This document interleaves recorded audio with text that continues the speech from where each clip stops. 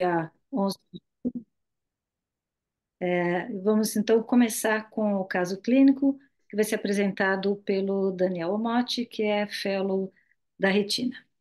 Daniel, Boa noite a todos. Meu nome é Daniel Motti, sou fellow da Retina Clínica e hoje eu vou apresentar o caso clínico da noite. Queria agradecer à professora Cleide, à doutora Fernanda e à doutora Paula. O nosso caso de hoje é de um homem de 20 anos, natural e procedente de Itapiraí, uma cidade que fica próxima a Sorocaba, aqui no interior de São Paulo. Aos 3 anos, ele começou a apresentar uma ataxia cerebelar, uma piora progressiva da marcha. Aos 4 anos, a mãe notou uma baixa de acuidade visual progressiva, pior à noite. Aos 4 anos também, ele foi diagnosticado com uma hipoacusia bilateral progressiva. Aos 15, ele já necessitava de cadeira de rodas. E aos 16, ele começou a apresentar uma insuficiência renal e uma hipertensão. Aos 17, ele recebeu o diagnóstico de diabetes mellitus. E aos 18, ele precisou realizar um transplante renal. Esse daqui é um ultrassom do rim transplantado dele. Ele é um recém-nascido pré-termo, de 35 semanas, pequeno para a idade gestacional. Ele nasceu de parto cesárea e ele é gêmeo. Ele tem uma alteração do crescimento, uma baixa estatura, tem um atraso importante do desenvolvimento neuropsicomotor e também tem microcefalia.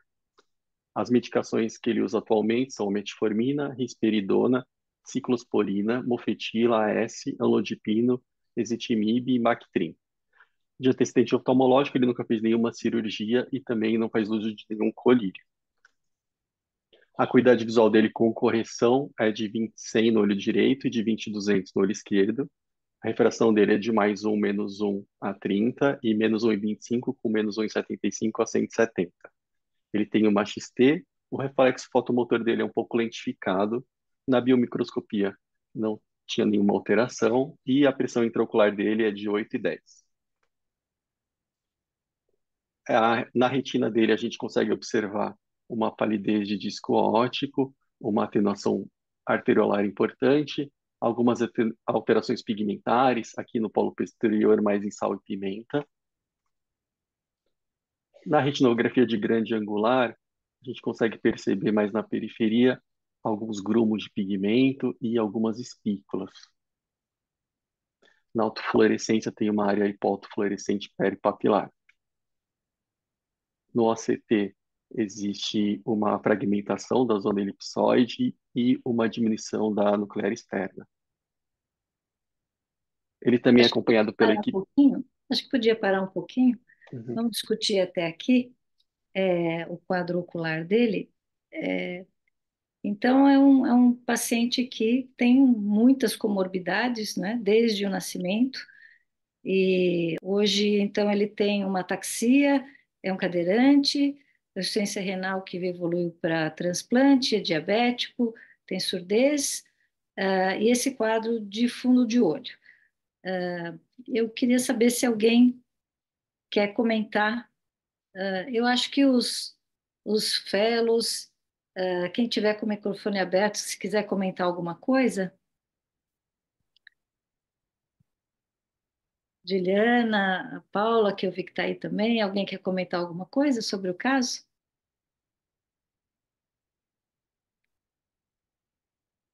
Ou se alguém quiser escrever no chat também, eu vou comentar alguma coisa aqui, antes da gente prosseguir no restante da avaliação.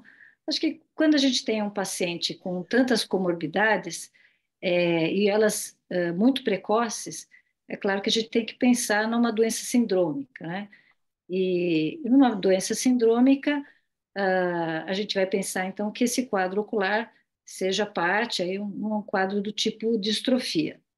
Mas também a gente teria que pensar como ele usa muitas medicações, a alteração do fundo de olho dele, embora tenha essas espículas, sugere um quadro aí tipo retinose-like, a gente tem que pensar que ele poderia ter uma alteração decorrente de alguma medicação, né? O que fala contra, até porque o quadro dele não é muito simétrico, né? Apesar da palidez, das espículas ósseas, ele tem uma ele tem uma a alteração pigmentar do fundo de olho não é muito simétrica. Então, acho que a gente podia pensar em outras doenças que são bilaterais e que podem não ser tão simétricas, como, por exemplo, uma toxicidade de droga ou até uma infecção, né? Já que ele é um imunossuprimido. O que fala contra essas duas coisas foi que a baixa da visão dele é muito precoce, né? Ele, desde os 3 anos, ele já referia é, alguma alteração na visão. Então, isso fala mais a favor de um quadro sindrômico e um quadro distrófico. Que o Vitor colocou uma hipótese de Wolfram, eu acho que sim, a gente tem que pensar em todos esses quadros sindrômicos que poderiam causar um fundo de olho do tipo retinose pigmentar, o tipo sal e pimenta. E a gente com sal e pimenta também a gente pensa em infecção congênita, mas as infecções congênitas que levam ao fundo de sal e pimenta seriam rubéola, sífilis, e nenhuma delas iria explicar esse quadro todo que ele apresenta. Então, no leque, a gente pode abrir então para toxicidade, para infecção adquirida, infecção congênita, mas todas essas são remotas, e acho que a gente fica então com um quadro de uma doença sindrômica, possivelmente uma distrofia, né? E acho que então a gente pode continuar aqui na avaliação que o Malte trouxe. Então, continuando na avaliação, a equipe, ele foi avaliado também pela equipe ele acompanha com a equipe de neurologia, né? E lá eles solicitaram uma ressonância magnética de crânio e observaram uma leucoencefalopatia e uma atrofia global do sistema nervoso central. Ele também acompanha com a otorrino e lá eles avaliaram e observaram que o paciente tem uma hipoacusia neurosensorial bilateral e hoje ele utiliza aparelho para amplificação sonora. Uma coisa que é importante a gente analisar é a família do paciente. Analisando a família, uma coisa que chama atenção é que os pais não são consanguíneos e ele tem outros dois irmãos, né? Eu tenho um irmão gêmeo que não tem a doença e o outro irmão que também não tem a doença. Ele é o único afetado na família. Na avaliação dos familiares, a mãe dele não tem nenhum problema de saúde, tem uma visão de 20/20 e tem uma retina normal. O irmão gêmeo dele também não tem nenhum problema de saúde, tem uma acuidade visual boa e não tem nenhum achado retiniano. Então, aqui é um resumo do caso. Eu não sei se alguém quer comentar alguma coisa. Os fellows, alguém que tenha o microfone. Bom, eu vou comentar alguma coisa sobre os exames de imagem. Então, o que ele apresenta são essas alterações pigmentares, uma palidez papila, um estreitamento arteriolar muito importante, o que sugere um quadro retinose-like. O OCT também é compatível com isso, porque ele tem uma perda dos fotoreceptores, ele tem uma redução muito grande da nuclear externa, a gente nem vê a nuclear externa, que são sinais da retinose pigmentar. Na verdade, é um quadro mais amplo, que já atingiu a área central, porque não sobrou fotorreceptor nem na área central, e acaba tendo uma redução na espessura da retina como um todo, principalmente no olho direito. Aí a gente vê que mesmo a retina interna começa a ser reduzida, que é o que acontece nos quadros tipo retinose-like ou retinose pigmentar mais avançados, né?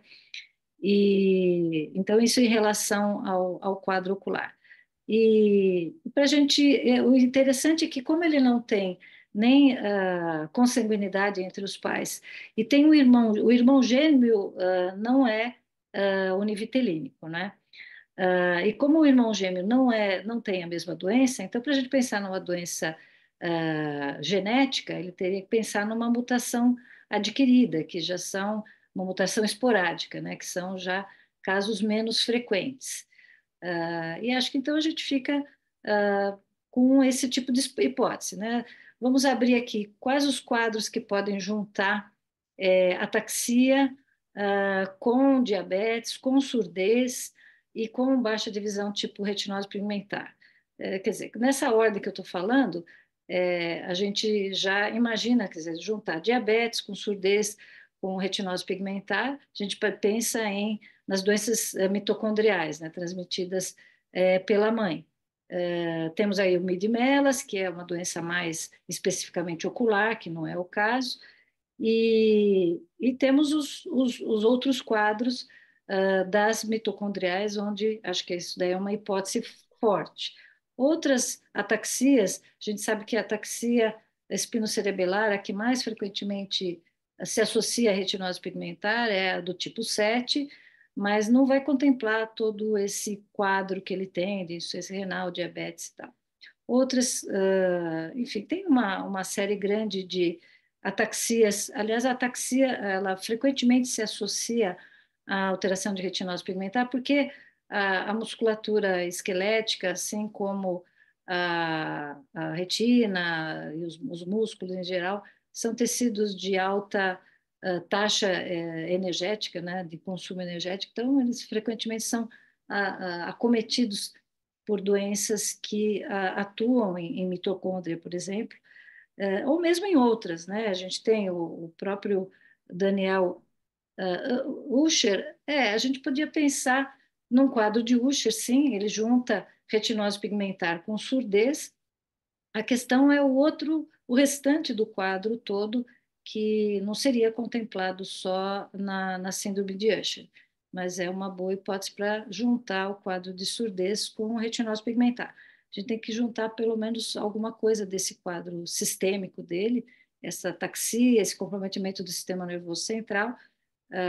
Acho que algumas semanas atrás, o próprio Omote mostrou um bonito caso do FAC, uma raridade, que é uma ataxia com retinose pigmentar, e tem algumas outras, eu citei aí a espinocerebelar, a gente já teve discussão aqui da própria Charcot-Marie-Tooth, que tem uma alteração muscular mais específica, mão em garra, mas também junta ataxia com retinose pigmentar. Entre as mitocondriais, a gente teria das mais frequentes a Kearney-Sayre, que também junta isso, Uhum. e acho que é isso. Se alguém quiser contribuir com alguma hipótese, se alguém quiser falar no chat, escrever no chat.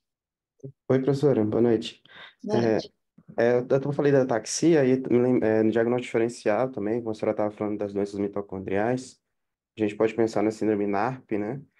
E assim, também abrindo o síndrome de Joubert, né? Apesar de ter aquele sinal patognomônico na ressonância, mas síndrome NARP entra como diagnóstico diferencial, acredito também.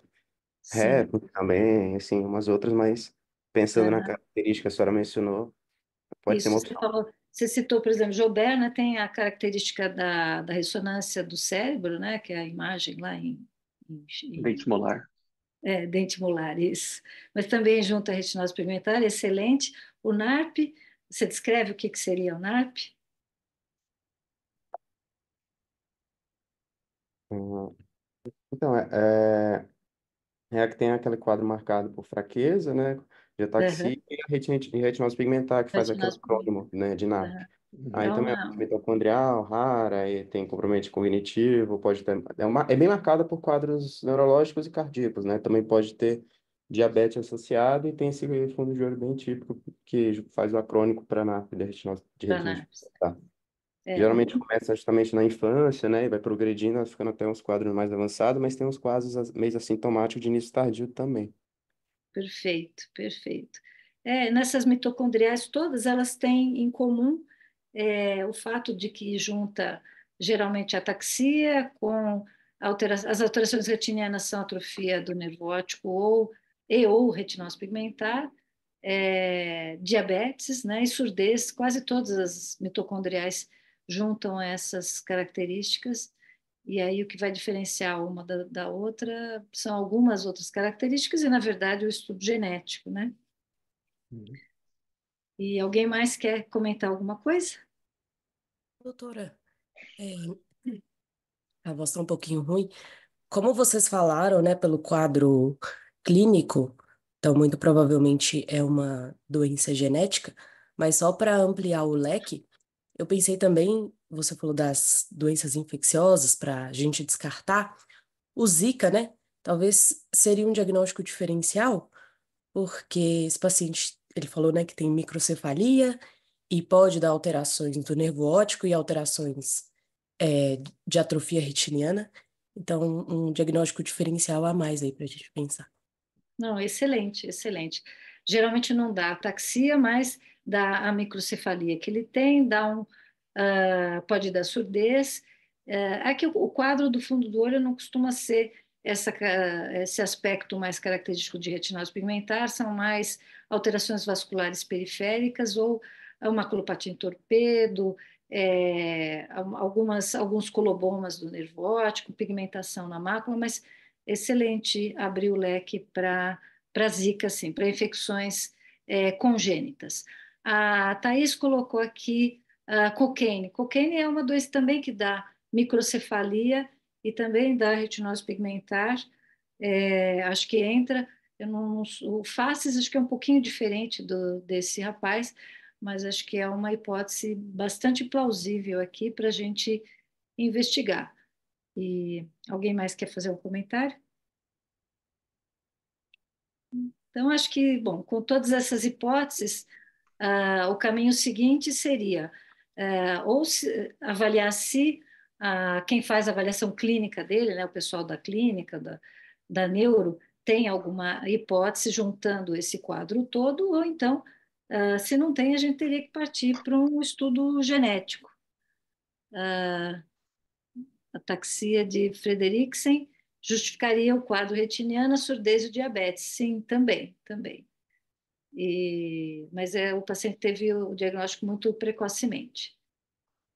Então, acho que aqui nós temos um leque bastante grande, né, que inclui então, Cocaine, Fredericks, a NARP, que mais que alguém foi citando? Kearns-Sayres, as outras, a NARP, outras mitocondriais, Wolfram, e aí acho que então, para a gente andar, teria que ter uma avaliação da neurologia, se eles, com esse quadro sistêmico, já fecharam algum diagnóstico, ou se não, a gente continuar na investigação de uma doença genética, num painel que envolva retinose pigmentar e alterações musculares, né? Acho que, Daniel, podemos seguir.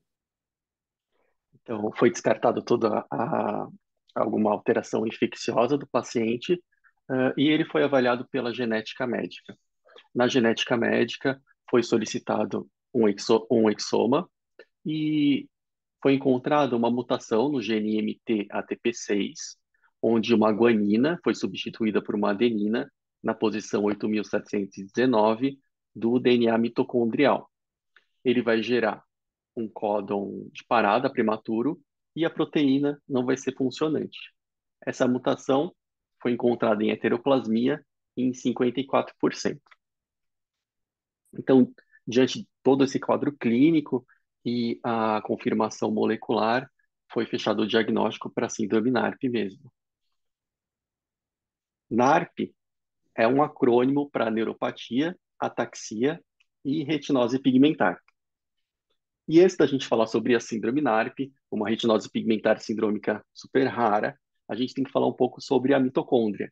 Essa organela muito esquisita, que tem características muito estranhas, bem diferente das outras organelas. Ela funciona quase como se fosse uma célula dentro da nossa própria célula. Ela tem um tamanho parecido com o de uma bactéria, ó, ela parece uma bactéria. Ela tem uma dupla membrana lipídica e ela tem um aparato de replicação próprio. Ela tem o seu próprio DNA e os seus próprios ribossomos. Ela é essencial para a vida eucariótica e fornece a energia para essas células. Cada célula tem, em média, mais ou menos 300 a 400 mitocôndrias. Essas características muito excêntricas das mitocôndrias sempre chamaram muito a atenção dos cientistas. Na época, eles sabiam que existiam dois tipos de células. Umas mais simples, células de bactérias, cianobactérias, e umas muito mais complexas, que tinham mitocôndria, as células de plantas, de animais. Mas ainda não existia ainda uma explicação de como que uma célula simples se tornou uma célula mais complexa. Foi só na década de 60 que a doutora Lynn Margulies desvendou esse mistério e propôs a teoria endossimbiótica. Ela era uma estudante prodígio. Ela entrou na universidade com 15 anos e, aos 29, publicou esse artigo que foi disruptivo na biologia. É um artigo que chama muita atenção. Se a gente reparar, só tem um autor, uma coisa que é muito rara hoje em dia, e ela utilizava o nome de casada, Lynn Sagan. Na época, ela era casada com o famoso cientista Carl Sagan. No paper, ela fala sobre microbiologia com os primeiros eucariotos, sobre paleontologia com fósseis de bactérias, sobre meteorologia, falando um pouco da atmosfera primitiva da Terra. Ela teorizava que há aproximadamente 2 bilhões de anos, uma proteobactéria foi englobada por uma bactéria eucariota primitiva. Essa associação foi benéfica para as duas células, que passaram a conviver em simbiose. Isso possibilitou esse salto evolutivo e a complexidade dos eucariotos, porque essa bactéria fornecia muita energia para essa célula. Na biologia, esse evento é conhecido como a refeição mais importante da história. Foi um paper bem difícil de ser publicado, a ideia era muito mirabolante para a época e misturava muitas áreas do conhecimento. Ele foi indeferido em mais de 15 revistas e mesmo depois dela publicar, ela ainda sofreu muitas críticas pelos pares e a teoria demorou para se consolidar. Então a gente não deve ficar triste, né, se nosso artigo não for aceito de primeira na revista. A gente tem que continuar tentando. Até esse paper brilhante da doutora Lin foi indeferido várias vezes. Hoje a gente sabe que a mitocôndria nada mais é do que uma proteobactéria que foi englobada por uma célula eucariota primitiva. Com a evolução, grande parte da receita genética para se fazer uma mitocôndria migrou para o DNA nuclear. Mas uma pequena parte desse DNA permanece na mitocôndria, na forma desse DNA circular. Esse pequeno DNA circular estão alguns dos genes para a fabricação da principal estrutura da mitocôndria, as proteínas da cadeia respiratória. Dependendo da região de mutação desse DNA circular, o paciente vai apresentar uma doença característica. Por exemplo, se ele sofreu uma mutação no ND5, ele pode apresentar MELAS. Se ele sofreu uma mutação no ND4, ele pode apresentar Leber. Se ele apresentar uma mutação na TP6, NARP. Se ele sofreu uma deleção muito grande desse DNA circular, nessa região, ele pode apresentar Kearney-Sayre. Esse é um desenho esquemático da cadeia respiratória e nele a gente percebe diversas proteínas que trabalham em conjunto para fornecer ATP. Essa daqui é a mais bonita, é a ATP sintase. É uma das estruturas proteicas mais elaboradas e mais importantes dos seres vivos. É uma estrutura que lembra um motor, e na verdade é um mini motor que gira a 130 rotações por segundo para fornecer ATP. No paciente com síndrome NARP, existe uma proteína nessa parte do motor que está mutada, não está funcionante, e toda a cadeia respiratória é prejudicada. A mitocôndria, essa nossa pequena bateria, passa a fornecer, então, pouca energia para o nosso paciente. Essas pequenas bateriazinhas são presentes das nossas mães. Em 1980, Wallace descobriu que os pais não conseguem transmitir as mitocôndrias para os filhos. Como a mitocôndria contém DNA, então, geneticamente, talvez a gente seja mais parecido com as nossas mães do que com os nossos pais. Mas se a gente recebe as mitocôndrias da nossa mãe, pensando no nosso caso, o nosso paciente recebeu as mitocôndrias da mãe dele. O irmão gêmeo dele também recebeu as mitocôndrias. O outro irmão dele também recebeu as mitocôndrias. Mas só o nosso paciente tem a doença. O que está acontecendo? Por que só ele é o afetado? O motivo disso tudo é um conceito que se chama heteroplasmia. Quando a gente pensa em doença genética, geralmente a gente pensa no modelo autossômico recessivo, autossômico dominante, mas na herança mitocondrial a coisa é um pouco diferente. Cada célula só tem um núcleo, mas tem centenas de mitocôndrias. Existem algumas situações em que uma mesma célula possui mitocôndrias com DNA mutado, doentes, e mitocôndrias saudáveis. Nesse caso, a gente fala que existe uma heteroplasmia. No caso de todas serem iguais, a gente chamaria de homoplasmia. Mas vamos pensar no caso do nosso paciente. A mãe dele possui heteroplasmia. A divisão celular faz com que a divisão das mitocôndrias não seja uma coisa aleatória. Então, provavelmente, um dos irmãos recebeu uma quantidade maior de mitocôndrias saudáveis do que doentes, e o nosso paciente recebeu uma quantidade maior de mitocôndrias doentes do que saudáveis, e levou ele a ter essa doença. Uma outra coisa que pode acontecer é que, com o tempo, as mitocôndrias doentes passem a proliferar. Isso faz com que se aumente a heteroplasmia. Quando a gente solicita um teste genético e existe uma mutação no DNA mitocondrial, se for possível, o laboratório quantifica a heteroplasmia da amostra. Então, no nosso paciente, ele apresenta mais da metade das mitocôndrias com mutação. No nosso organismo existem diversos órgãos que precisam de mais energia que outros. A gente pode pensar no exemplo de uma pilha.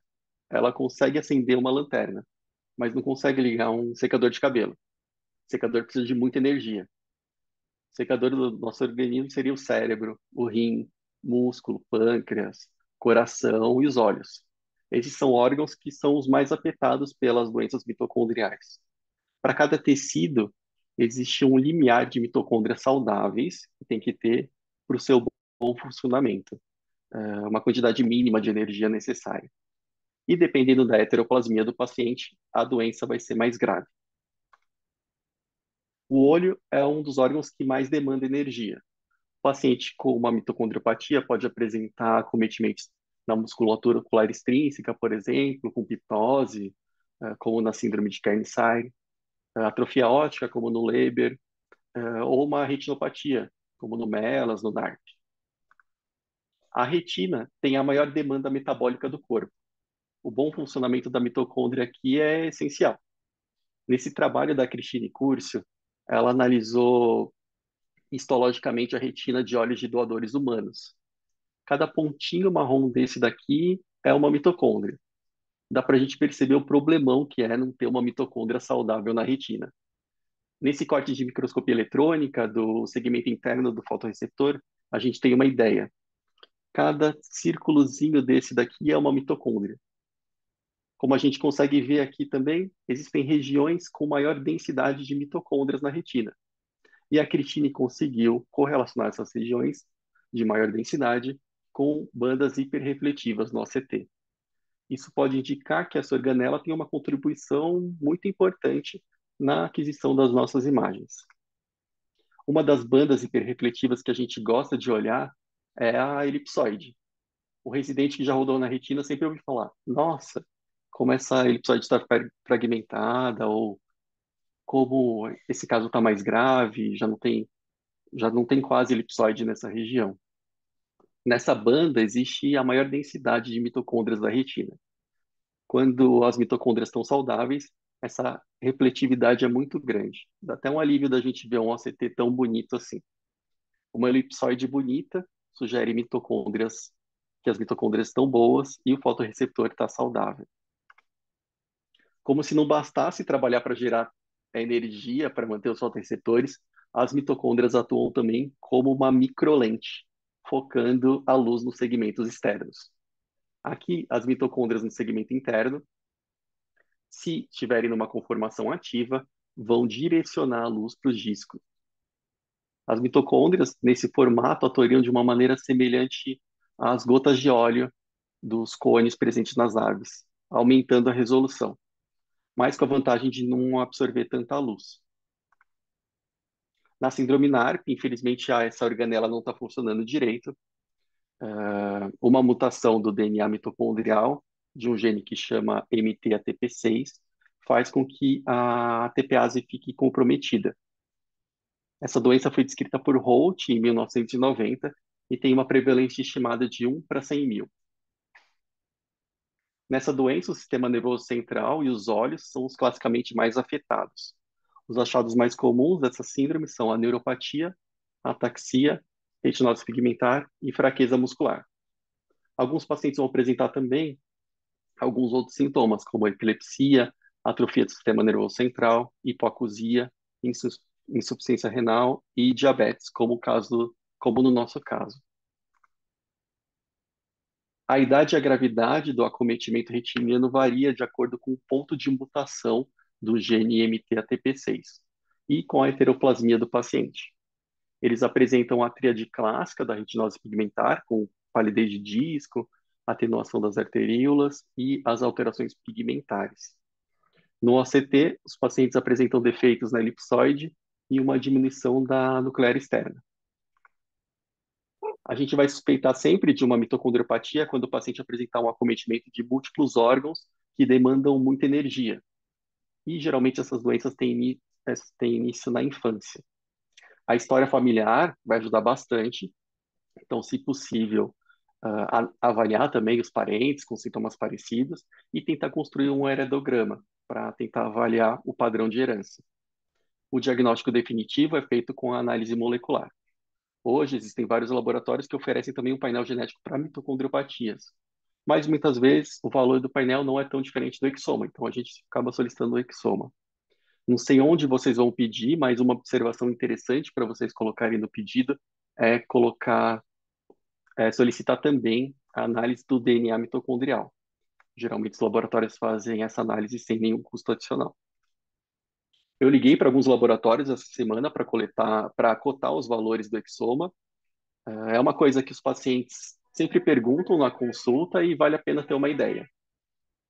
A maioria faz por suave bucal e enviam para o laboratório e enviam para o paciente pelos correios o kit. Então, o próprio paciente consegue fazer o teste, se ele tiver um pedido, e enviar para o laboratório. O teste custa em média R$ 5.000 e os laboratórios parcelam em várias vezes, alguns em 10 vezes.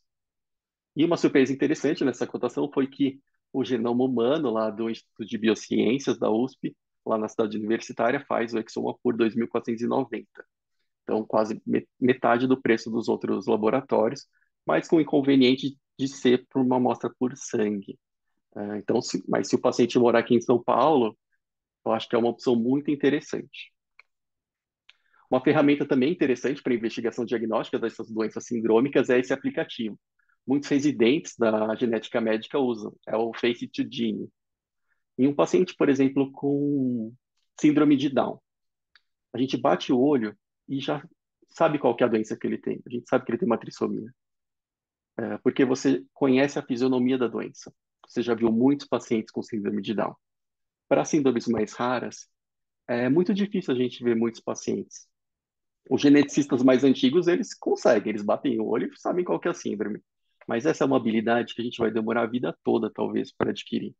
E esse app, o que que ele faz? A gente tira uma foto do paciente. Ele cruza a fisionomia do paciente com o banco de dados e, através de um algoritmo de inteligência artificial, ele solta uma lista com possíveis diagnósticos. Para você refinar o diagnóstico, você clica aqui nesse botão e coloca a clínica do seu paciente. Aí ele vai aumentando a probabilidade de ser aquela síndrome. Ele não está muito bom ainda, acho que o banco de dados dele não é tão grande, mas a cada dia ele vai ficando mais inteligente e dá uma luz às vezes quando você tem dúvida no diagnóstico sindrômico. Agora falando sobre os diferenciais de NARP, um dos diferenciais mais importantes é a síndrome de Lee. Ela é uma doença que acomete os mesmos órgãos da síndrome NARP, mas de uma forma muito mais grave. Ela pode ser causada por mutações de diversos genes, mais de 100 genes, com diversos padrões de herança, ligado ao X, autossômico recessivo, autossômico dominante e mitocondrial. Inclusive, se o paciente tiver uma mutação no mesmo gene do NARP, o MTATP6, mas tiver uma heteroplasmia de mais de 90%, ele vai apresentar o espectro da síndrome de Lee. As manifestações têm início geralmente aos 3 meses de idade e metade das crianças com essa doença morrem antes dos 3 anos. Outro diferencial é a doença de Refson, que é causada por um acúmulo de ácido fitânico e causa um distúrbio do peroxissomo. Os pacientes apresentam ataxia, retinose pigmentar, polineuropatia, hipoacusia e anormalidades cutâneas. Esse é um diferencial importante porque ele tem um tratamento específico. Se o paciente ingerir uma dieta específica, ele consegue controlar um pouco a evolução dessa doença. Outro diferencial, esse mais raro, é a síndrome FARC, que é causada pela mutação do gene ABHD12 e gera um distúrbio na micróglia. Aqui uma paciente do nosso ambulatório que tem o espectro completo da doença, com polineuropatia, hipoacusia, ataxia, retinose e catarata. Síndrome de Cockayne, como a Thais falou, é um diferencial importante para a NARP. É uma síndrome autossômica recessiva, onde o paciente tem uma deficiência na maquinaria de reparo do DNA. A clínica da doença é muito parecida com a do nosso paciente. Nosso paciente apresenta baixa estatura, microcefalia, hipoacusia, ataxia, retinose, insuficiência renal. Ele só não tem a catarata e a sensibilidade ao sol. Nessa doença, os pacientes apresentam uma aparência de um envelhecimento precoce. Aqui nessa sequência de imagens, a gente consegue ver o paciente bebê que, com o passar dos anos, vai perdendo a gordura subcutânea facial e fica com esse rosto mais afilado, enrugado, com essa órbita mais funda, essa orelha proeminente. Geralmente eles têm uma sobrevida de 20 anos. Se a gente comparar com a aparência, lembra bastante a do nosso paciente. Tanto que essa foi a primeira hipótese feita pela equipe da genética médica. Não existe um tratamento específico para NARP. O tratamento que existe é puramente sintomático. Existem muitas pesquisas para tentar realizar algum tratamento para as mitocondriopatias. E essa daqui foi a que eu achei mais elegante e interessante, eu resolvi trazer. Nela, os cientistas criam nucleases específicas para a mutação do paciente. Essas nucleases realizam o corte desse DNA mitocondrial mutado e, com o tempo, o DNA mitocondrial saudável passa a repopular essa mitocôndria, aumentando a heteroplasmia. É uma ideia muito interessante, eles já fizeram experimentos in vitro e em camundongos. E houve uma redução importante do DNA mutado nesses trabalhos. As doenças mitocondriais, como a gente viu, são doenças muito devastadoras. Para uma mãe que tem um filho afetado e deseja ter outro filho, ela vai cair em uma roleta russa. Por quê? Não tem como a gente prever como que vai ser essa divisão das mitocôndrias quando existe a mitose e a meiose. É uma coisa muito aleatória. Para resolver esse problema, em 1996, um cientista americano utilizou essa técnica para gerar embriões sem as mitocôndrias doentes. Ele retirou os núcleos de um zigoto doador com as mitocôndrias saudáveis e colocou nele os pronúcleos dos pais, criando assim uma pessoa com material genético de 3 pais. Esse procedimento chama terapia de reposição mitocondrial. Já nasceram diversos bebês em vários países com essa reposição, mas o único lugar onde tem uma regulamentação específica é o Reino Unido. Esse daqui é um vídeo da técnica. Aqui ele está enucleando esse zigoto doador, retirando os 2 pronúcleos.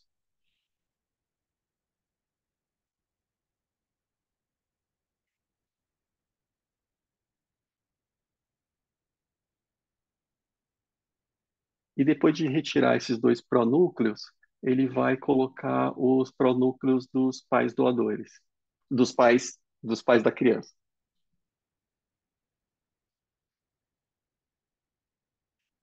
Aí colocando os 2 pronúcleos.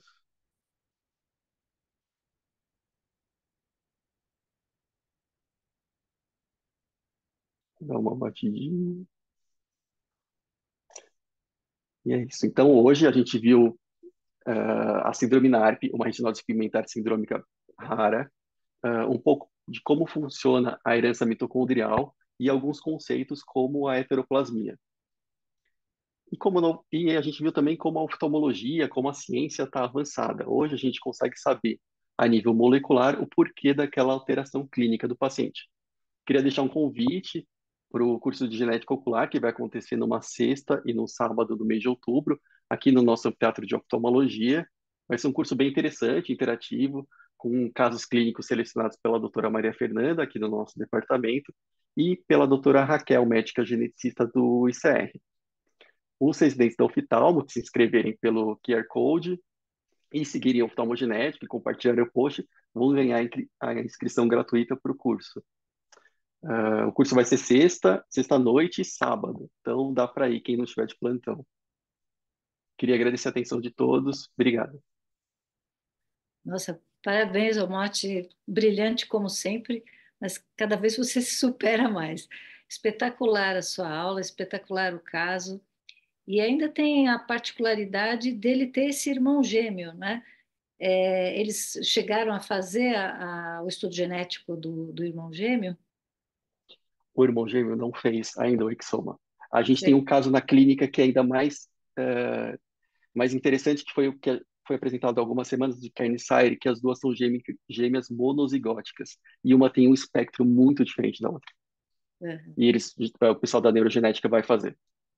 certo. Não, espetacular.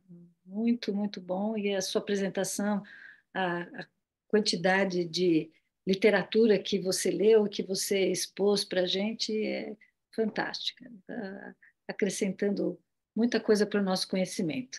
Eu que agradeço você, Daniel. Obrigado, professor. E então agora a gente vai para a imagem da semana. Quero chamar a Juliana Hecker, que é nossa preceptora e fellow de retina cirúrgica, para apresentar a imagem. Boa noite, eu sou Juliana, sou preceptora esse ano em Fellow da Retina. Vou apresentar então a imagem da semana de hoje. Queria começar agradecendo a doutora Cleide Machado pela orientação na confecção dessa apresentação. Bom, a nossa imagem é esse OCT de uma paciente do sexo feminino de 37 anos e gostaria de abrir para a discussão já de hipóteses diagnósticas. Acho que o André tá na reunião. Se tiver mais alguém com microfone que queira fazer hipótese para essa paciente de 37 anos com esse descolamento seroso. Bom, o que a gente observa é uma imagem hiporreflectiva subretiniana, né? Pode ser líquido, menos provável ser algo degenerativo, né? Ah, eu acho que esperaria primeiro diferenciar uma central serosa, embora seja uma mulher, né? E a gente observa uma coroide aparentemente espessa, né? Parece ter alguns paquivasos, então seria um dos diferenciais, mas não deve ser um diagnóstico simples como esse, né?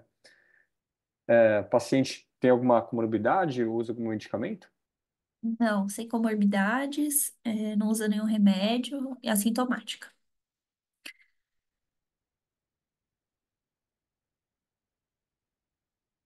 Bem, o Flávio está perguntando se tem alguma lesão amarelada. Antes da gente partir para o restante da avaliação multimodal, alguém quer fazer mais alguma hipótese numa lesão hiporrefletiva subretiniana com algum comprometimento dos fotorreceptores, das linhas de fotorreceptores?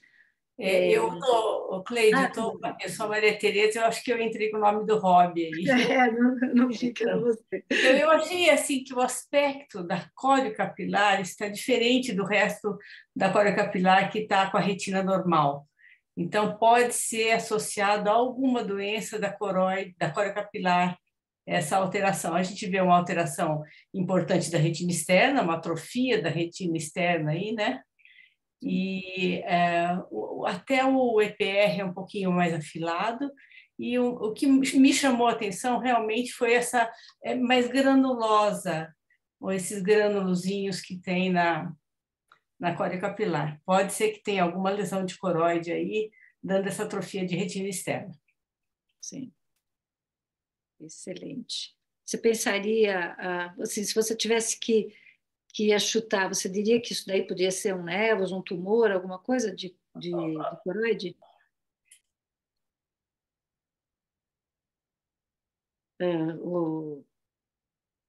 Maria Tereza, você pensaria em alguma coisa do tipo tumoral? Tumoral na coroide? Não parece tumor, por exemplo, o névos, ele é um aspecto mais homogêneo, porque a pigmentação que impede a luz. O que eu estou vendo aí é uma granulação. Então, Sim. realmente, eu não sei fazer a hipótese, precisaria do aspecto oftalmoscópico mesmo para continuar. Alguém pensa em alguma outra lesão que causaria esse espaço hiporrefletivo subretiniano? Só para a gente pensar um pouquinho antes de partir para a avaliação multimodal, eu juntei aqui algumas hipóteses. Não sei se vocês lembram do SMAC. O SMAC é uma alteração que possivelmente congênita, é uma doença pouco conhecida. Ela atinge sempre a área central e apesar de ter uma boa visão, e que cursa com uma coroide espessada. Esse paciente parece também que tem uma alteração realmente, tanto na coriocapilar como aparentemente até os vasos aumentados, e esse SMAC seria um descolamento seroso de origem desconhecida, com visão boa, em alguns pacientes que são vistos raramente em alguns pacientes jovens, né? Alguma outra coisa, uma lesão viteliforme, ela poderia ter tido, geralmente o formato não é assim, mas um material viteliforme já ter reabsorvido, sobrar, então, só esse espaço hiporrefletivo. E alguém pensa em mais alguma coisa? Oi, professora, só para abrir leque mesmo, diagnóstico diferencial, aqueles quadros inflamatórios, talvez, de descolamento seroso, né? Arada, ou uma esclerite, ou até mesmo um quadro gestacional, mas para abrir diagnóstico diferencial mesmo. Sim, acho que cabe sim. Aham. Alguma coisa inflamatória da coroide que alterasse a função de barreira do EPR e levasse, então, a um acúmulo de líquido subretiniano. Claro que o Harada tem um quadro bem mais exuberante, mas nessa linha de doença inflamatória da coroide, né? Acho que pode andar um pouquinho para frente, Juliana. Certo. Então, na fundoscopia, a paciente apresentava essa lesão hipopigmentada em região macular. E agora? André, vai Aí, ter que... pelo formato, é a torpedo, né? Uma maculopatia em torpedo, ou não? Acho Parece, que... né? Por que você acha que é em torpedo? O formato dela? É pelo formato e pela topografia, né? Sim. Em geral, dá na RAF média aí, temporal. A Fernanda também colocou essa hipótese. Fernanda Dourado, você quer falar, Fernanda? Por que você colocou essa hipótese de torpedo? Para Cleide, achei o formato muito semelhante à maculopatia em torpedo, esse formato mais oval, a coloração e pelo aspecto no infrared também. Certo. E esse aspecto do ACT? É Acho que um é pouco diferente, porque, se eu não me engano, no torpedo você teria só a atrofia da retina externa, né? Acho que não teria esse espaço hiporrefletivo adjacente. perfeito. Então, Maria Tereza e a Fernanda acertaram o diagnóstico, e aí, então, a Juliana vai fazer a revisão e mostrar o que é esse espaço hiporrefletivo subretiniano da maculopatia em torpedo. Mas o que é interessante nesse caso é que, quando a gente vê isoladamente o ACT, ele pode parecer, em termos de, vamos dizer, de epidemiologia, a doença mais comum seria uma central serose, né? Mas tem essas particularidades aí, tanto do EPR como da coriocapilar, que estão associadas com essa doença que é extremamente benigna e congênita, né? Então, Juliana, pode seguir. Certo. Então, o diagnóstico é de maculopatia em torpedo. Essa maculopatia ela foi primeiramente descrita em 92 por Roseman e Guess e consiste numa anormalidade congênita do EPR que produz essa disrupção das camadas externas da retina. Em 2018, teve um estudo da Irlanda do Norte que estimou a prevalência em torno de 2 a cada 100 mil habitantes com menos de 16 anos de idade, mas acredita-se que essa prevalência ela esteja subestimada pelo fato de ser uma condição assintomática, então possivelmente é subdiagnosticada. Com relação à fisiopatologia, ainda é incerta, mas existem algumas teorias que tentam explicar essa condição. Uma delas sugere que seja uma diferenciação incompleta da camada de fibras nervosas ao longo da ráfia horizontal durante o desenvolvimento, mas existem estudos que acreditam que seja secundária a uma alteração na circulação coroidal ou por um defeito persistente no desenvolvimento do EPR. Clinicamente, os pacientes são, na maior parte, assintomáticos, isso porque a lesão geralmente não acomete a fóvea, sem então um achado de exame. Existem alguns raros relatos de pacientes que referem escotomas centrais ou paracentrais. Na fundoscopia, a gente tem, então, essa lesão hipopigmentada, com um formato mais ovalado ou em torpedo, geralmente na região temporal, a fóvea, e que tem essa pontinha voltada para a região central da mácula e uma cauda mais pigmentada. Com relação a complicações, existem apenas 4 casos descritos na literatura de associação com neovascularização de coroide. Aqui eu trouxe um exemplo, então tem uma angiofluoresceinografia com extravasamento na região da lesão e no ACT apresentando cistos intrarretinianos e líquido subretiniano associado a essa membrana neovascular. Na autofluorescência, a lesão se comporta como uma alteração hipoautofluorescente com bordas hiperalto. E com relação aos achados de OCT, em 2015, o Wong fez um estudo e sugeriu uma classificação em 2 tipos das lesões. Em ambos os tipos, haveria uma preservação da retina interna e um aumento da transmissão do sinal para a coroide. Porém, no tipo 1, haveria apenas essa atenuação da zona de interdigitação e elipsoide, enquanto que na tipo 2, a gente teria uma perda completa dessas camadas, associada a um afilamento da camada nuclear externa e uma escavação de retina externa que ele coloca. Então, aqui para ilustrar, essa primeira imagem seria uma lesão do tipo 1 e essa segunda, uma lesão do tipo 2.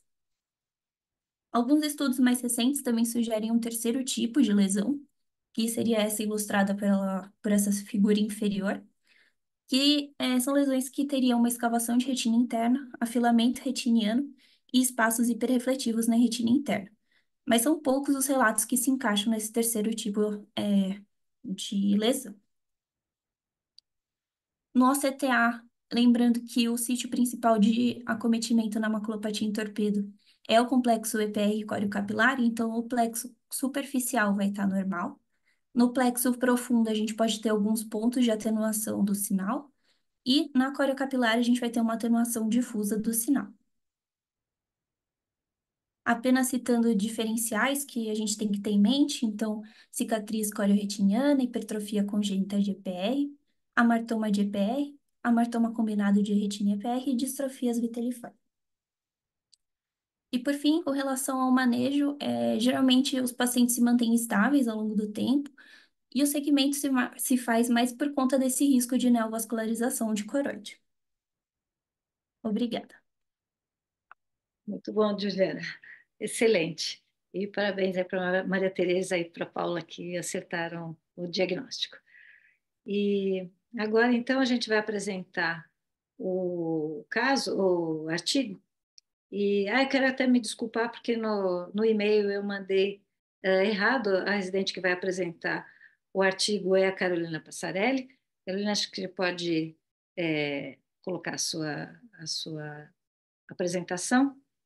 E esse artigo, enquanto a Carolina coloca, é um artigo, é uma grande revisão e meta-análise de vários artigos importantes, de muitos artigos importantes, que trataram de MRI intermediária e inicial, e que seguiram esses pacientes com ACT, e o que o estudo faz é avaliar quais seriam os fatores de risco presentes, os biomarcadores do ACT desses pacientes, para a evolução para as formas avançadas, que seriam a neovascular e a atrofia geográfica. O artigo é fácil de ler, ele é simples, vocês vão ver que as conclusões são curtas, mas apesar de parecer um artigo muito simples, primeiro é um trabalho hercúleo, né, avaliar de forma retrospectiva, com uma meta-análise,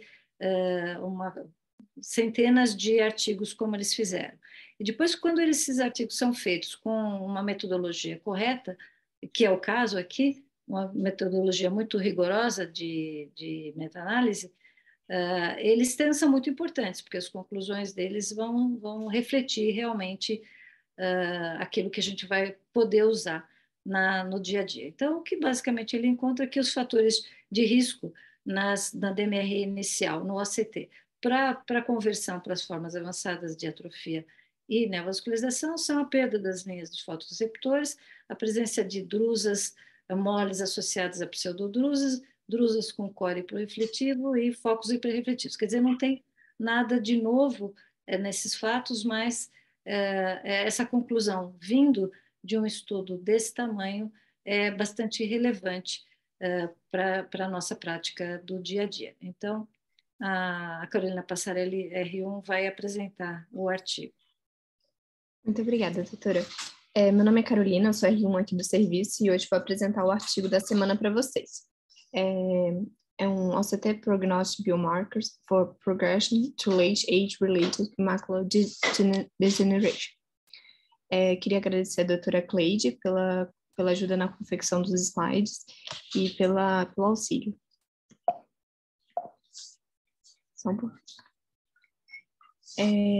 O artigo é uma meta-análise e uma revisão sistemática que tem como propósito predizer qual paciente possui um risco aumentado para evoluir para uma DRMI grave, no intuito de preservar a visão, alterando a forma de manejo clínico, e também para identificar esses achados e aumentar a frequência de monitoramento, possibilitando intervenções precoces nesses determinados pacientes. Tem como objetivo, então, consolidar quais biomarcadores de OCT conferem os maiores riscos de progressão para a DRMI, inicial intermediária, vigente tratamento, para uma DRMI avançada, com atrofia geográfica ou neovascular. Como eu já falei, foi uma revisão sistemática e uma meta-análise, onde os critérios de elegibilidade foram estudos que usaram biomarcadores de retina ou coroide, que eram disponíveis de serem avaliados por OCT comerciáveis. Foram, então, avaliados 1.895 estudos, dos quais foram triados por título e abstract, dos quais eles retiraram 141 artigos. Desses 141 artigos, eles analisaram e selecionaram 47 para fazer as análises qualitativas. Dos resultados dos 47 estudos, eles avaliaram 114 biomarcadores de OCT, nos quais eles avaliaram diferentes riscos. Quanto ao risco de progressão para DMRI grave, eles identificaram, ao avaliarem o heart rate, foram estatisticamente significativos drusas grandes e pseudodrusas reticulares simultâneas, drusas com centro hiporreflectivos, drusas grandes com volume acima de 0,003 milímetros cúbicos e pseudodrusas reticulares.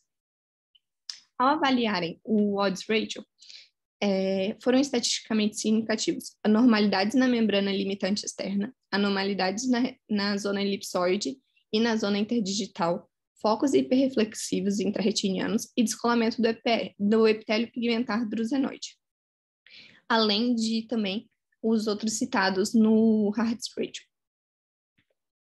Ao avaliarem o standard mean difference, foram estatisticamente significativos focos hiperreflexivos intrarretinianos, volume das drusas, volume total da retina e espessura total da coroide. Ao avaliarem o risco de progressão para atrofia geográfica, eles identificaram, ao avaliar o heart ratio, que os focos hiperreflexivos intrarretinianos, drusas grandes, focos hiporreflectivos de drusa e drusas com volume acima de 0,03 milímetros cúbicos, eles foram estatisticamente significativos. Ao avaliarem o odds ratio, eles também observaram que foram estatisticamente significativos anormalidades na membrana limitante externa, anormalidades na zona elipsoide, focos hiperreflexivos intrarretinianos, drusas com volume acima do esperado, do estipulado por eles, descolamento do epitélio pigmentar drusenoide e focos hiporreflexivos de drusa, e pseudodrusas reticulares e espessura total da coroide. Aqui a gente pode observar também que eles usaram o heart ratio para avaliar a neovascularização. E aí, eles observaram que foi estatisticamente significativo drusas grandes e pseudodrusas reticulares simultâneas, drusas grandes e pseudodrusas reticulares. Ao avaliarem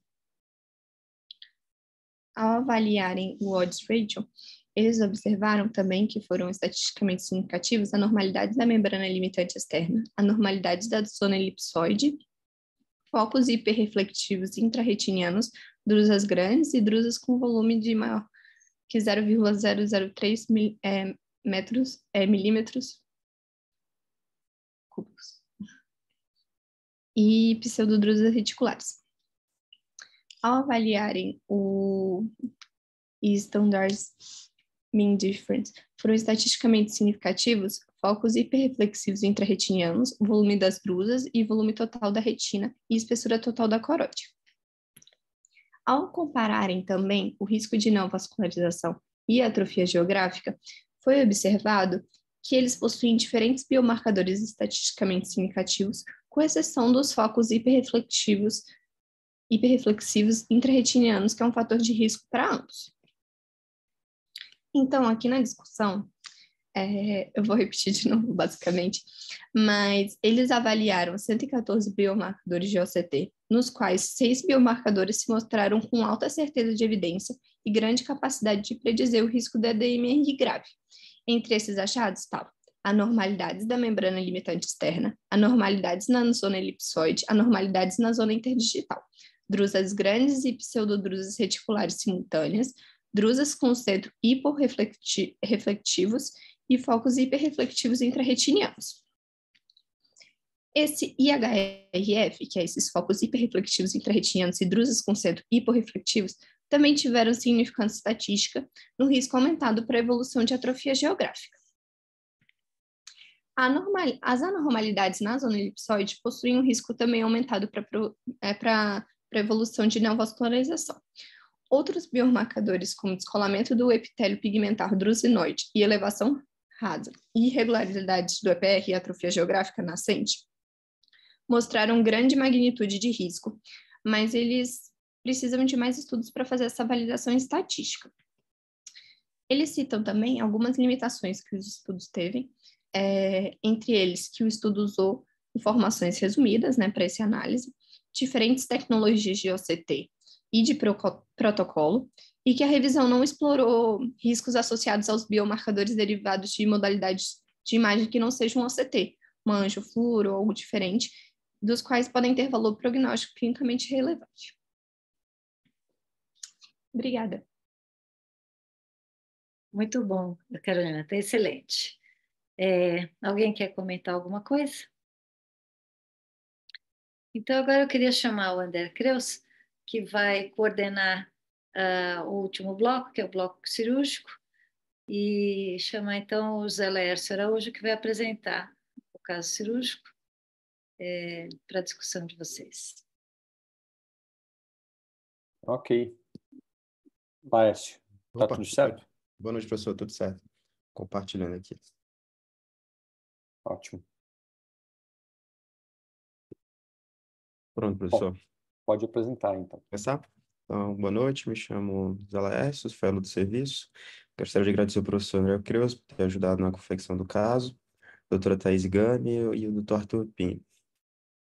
Então, temos um paciente masculino de 36 anos, branco, procedente de Registro, São Paulo, com a história de baixa qualidade visual no olho esquerdo há 6 dias. Negava qualquer episódio de trauma, ele tinha de antecedentes apenas pressão alta, hipertenso, né?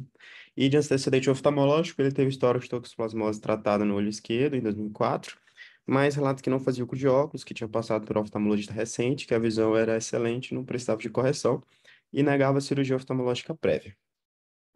Então, do olho esquerdo, a gente tem essa imagem grande angular, o paciente tinha cuidado de ponta deles a 1 metro, o OCT, a região macular descolada, e uma ruptura pequena temporal superior. Eu gostaria de abrir para condutas, possíveis condutas. Muito bem. Então, quanto tempo de história o paciente tinha, Laércio? 6 dias, professor. 6 dias. Certo. Então, descolamento de retina com envolvimento macular e uma ruptura única, visível ao fundo de olho, né? Superior. Exato. E ela está do lado da cicatriz macular, da toxoplasmose. Ok. Isso. Muito bem. Bom, eu ia convidar a doutora Maria Tereza para comentar, mas eu acho que ela saiu da... Não, eu estou aqui. Eu saí um pouquinho, mas já voltei. Tá bom. Então pode comentar, então, por favor. Então, é uma pequena ruptura superior, junto com a cicatriz de corioretinite? Isso, professor. É? É do E adjacente. Uhum. adjacente, eu acho que está bem anterior, está mais ou menos na região do Equador, seria passível de tratar com introflexão escleral. O paciente é jovem, né? Isso, 36 anos. Então, seria a minha opção fazer com... não tem nada no vítreo que tenha sobrado de uma possível veite recente, processo inflamatório nenhum, né? Nada, professora, meio Nada. transparente. Então, eu faria introflé. Tá? Faria um buckle ali, teria que ser um buckle um pouquinho largo, né? Eu pegaria toda a cicatriz ali. Claro, tem que ter certeza que não tem mais nenhuma ruptura, né? E ali o descolamento é plano e ele acumulou inferior. Então, faria drenagem ali embaixo do reto lateral, que eu acho que tem bastante líquido, mas colocaria uma faixa. E, certo. Pensando num paciente jovem, a gente sempre tenta evitar a vitrectomia, né? De preferência, lançar a mão da introflexão escleral. E a pneumática seria uma opção aqui nesse caso, na sua opinião? Eu acho que com a ruptura pequena eu não sou muito fã da pneumática. É difícil indicar pneumática. O vítreo do jovem eu acho um pouco espesso. Quando é uma pessoa mais idosa, para mim é mais fácil indicar pneumática. Eu acredito que ele já tendo uma história de uveíte, a gente não sabe se vai ter tração em algum outro lugar. A minha tendência é fazer introflé.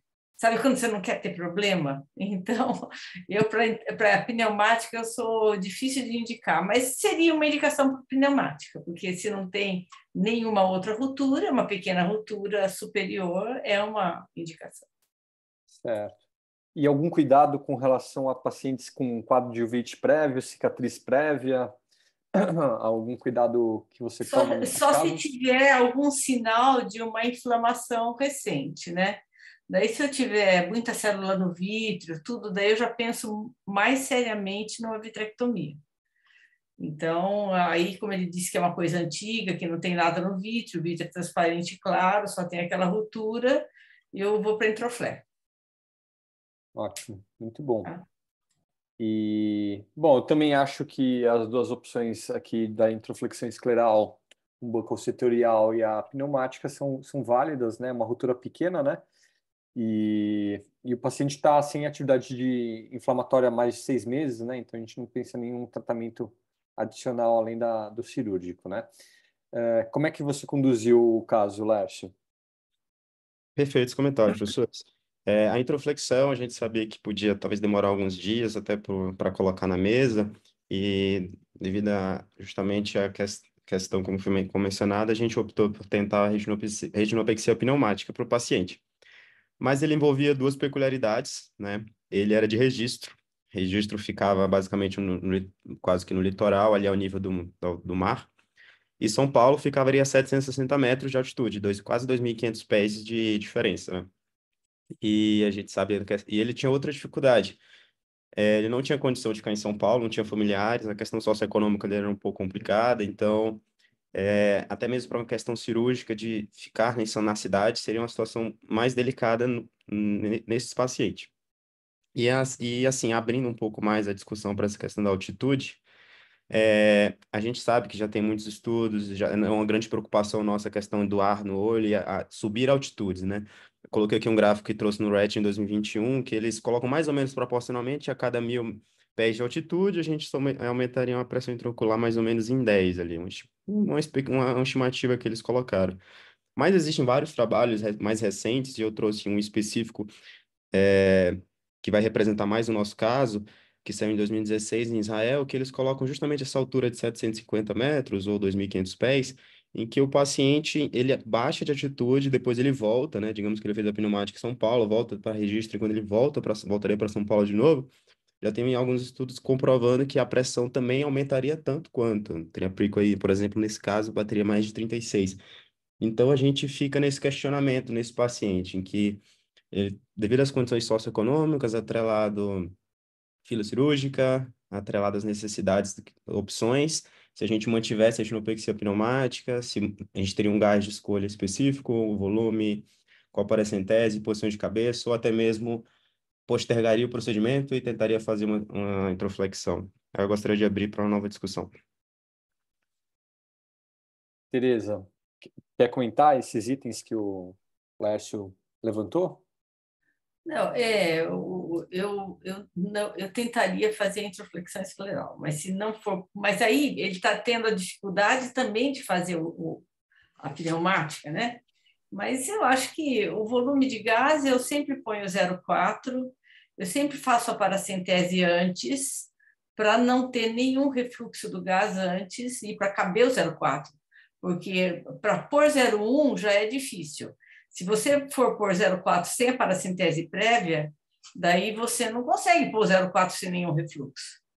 Então, eu colocaria 0,4, eu gosto do C3F8, paracentese sempre antes de injetar o gás. Você faz de rotina a paracentese? Eu faço de rotina, eu faço antes de injetar o gás, porque eu quero ter certeza que entrou 0,4. Entendeu? Que não teve nenhum refluxo pelo orifício da punção. Porque a gente vê uma porção de pneumática que depois mostra a fotografia, uma bolinha de gás que está dentro, com certeza teve refluxo. Então, eu faço a paracentese antes, e eu estou acostumada a fazer a paracentese antes, porque em retinoblastoma, para você fazer a injeção intraocular de quimioterápico, você faz a paracentese antes, porque você não pode ter refluxo de nenhuma célula tumoral, né? Então, já faço no retinoblastoma e já faço na pneumática. Paracentese antes, depois eu injeto 0,4. Eu acho que 0,4 é bom aí, e a posição de cabeça, aquela que você manda o paciente pôr a televisão no chão e fica sentado na cadeira, é perfeita, que os 45 graus que vai pegar essa região equatorial superior, tranquila essa posição de cabeça para ele. Então, é assim que eu faria. Muito bem. Bom, a gente está habituado a usar o C3F8 como gás na pneumática, né? É o gás que a gente usa habitualmente. A paracentese eu não faço de rotina, eu lanço mão da paracentese se o paciente tem alguma baixa visual imediatamente após a infusão do gás, né?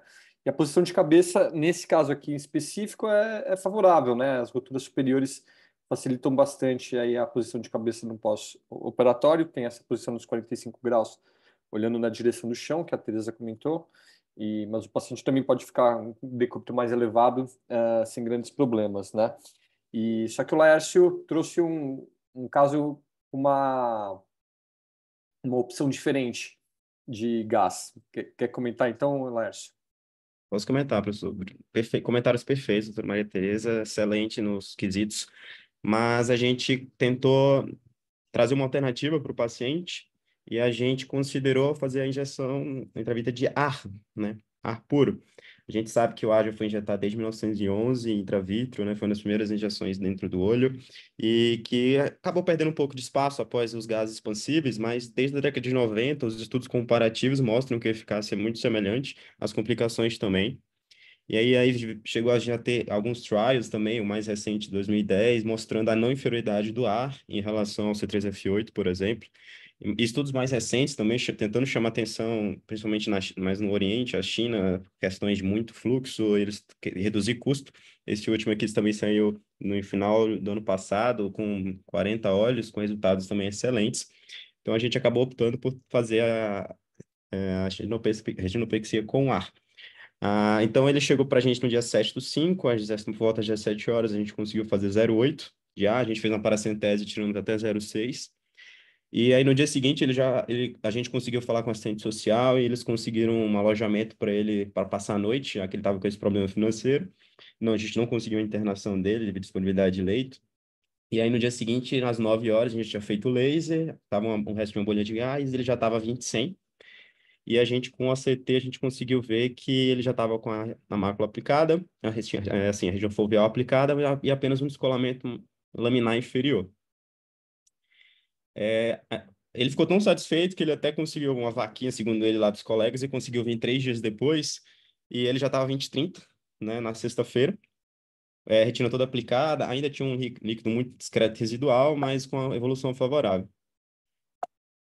E a evolução mais recente que a gente tem dele é agora em julho, dia 2 de julho, ele estava 20/25 parcial, super satisfeito. Alguém quer comentar mais alguma coisa, professor do caso? Um Eu caso nunca fiz interessante. injeção de ar, mas eu achei ótimo, parabéns. É um caso bem interessante, né? Habitualmente a gente usa o C3F8 como gás na retinopexia pneumática e aqui por conta da mudança de altitude e tudo, fez o Laércio considerar essa opção que teve um sucesso anatômico como a gente está observando aí. Parabéns, Laércio, pelo caso. Obrigado, professor. E você ia comentar alguma coisa sobre questão de uso de filtro? Isso, vou comentar. Mas só para realmente reforçar, foi tudo passado para o paciente, ele entendeu, ele aceitou a opção do ar, né? A gente explicou a questão do C3F8 e ele topou justamente devido às condições dele, né? Então, teve um caso realmente atípico, mas que o ar pode ser usado e, assim, desde muito tempo, né? Seguro. Mas um medo que a gente sempre teve, que é um medo que é mais popular do que teórico, de fato, é a questão da infecção. Se usa filtro, se não usa filtro. Mas era da década de 90, tem um grande estudo que inclusive saiu no Red em 96, que eles fizeram 500 amostras de C3F8 e ar, tanto do centro cirúrgico quanto da emergência, com filtro e sem filtro. E não cresceu nada significativo em nenhuma, mostrando a segurança da gente poder fazer esse procedimento sem filtro de ar, que exigiria mais recurso. Então, para um caso dele, a gente simplesmente com uma seringa, né, e ar puro, a gente conseguiu fazer ter esse sucesso, como o professor falou, anatômico e funcional. E o ar puro já é estudado há muito tempo. Esse trial saiu em 2011, só para finalizar, mostrando que fez um acompanhamento de 15 anos, mostrando que esses pacientes não desenvolveram nenhuma complicação diferente em relação aos outros tipos de retinopexia com C3F8 ou com CF6, mostrando a segurança, a viabilidade e os bons resultados que a gente pode ter com esse procedimento. Então, vale a pena a gente sempre guardar como uma possível alternativa, principalmente para alguns casos específicos, né? E era isso. Mas eu acho melhor usar o filtro. Você não tem certeza que se o ar ambiente é estéril.